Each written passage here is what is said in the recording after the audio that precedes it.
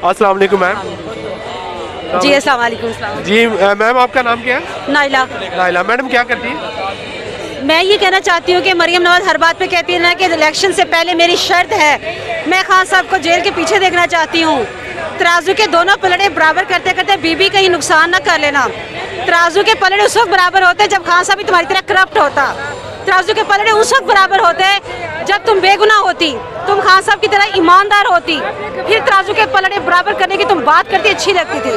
तुम्हें शर्म आनी चाहिए अपनी ज़मीन में, अपने अंदर झांक के देखो। तुम एक औरत हो, तुम अपने गिरबान में झांक के देखो। तुम किस बात पे कहती हो तराजू के दोनों पलड़े बराबर कर रहे हैं? ठीक है, मेरा खान साहब कुछ नहीं लगता, सिर्फ पाकिस्तानी और एक मुसलमान और इंसान बहुत अच्छा है। आज खान साहब के घर के ऊपर जो हमला हुआ है, घर में लेडीज अकेली थी, बच्चे अकेले थे। तुम्हें तो जेल में भी वो सख्तियां बर्दाश्त ही नहीं की जो तुम डिजर्व करती थी। तुम करप्ट थी, तुम्हारा बाप करप्ट था। तुम अपनी करतूतों से, तुम्हें याद करवा दें हम, तुम अपनी करतूतों से जेल गई थी। इमरान खान ने तुम्हारे से कोई इंतकामी कार्रवाई नहीं की थी। तुम क्या समझती हो कि तुम ये काम कर लोगी तो हम हार जाएंगे या हमारे हौसले पस्त हो जाएंगे? कभी नहीं होगा।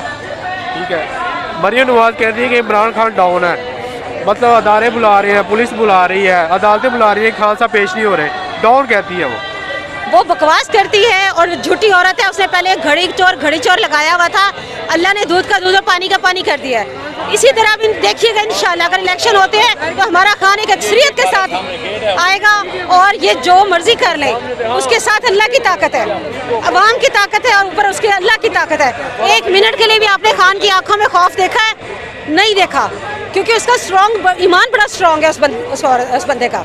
कहती है कि मेरे साथ भी होटल के अंदर दरवाजे तोड़ के अंदर आए थे और अब इनकी बारी आई है तो ये गुस्सा हो रहे हैं। उस औरत के तो झूठ पे यकीन नहीं कर सकता। कभी वो बकवास करती है कि मैं फ्राई पैन से कपड़े इस्त्री करती थी, कभी वो कोई बकवास करती है।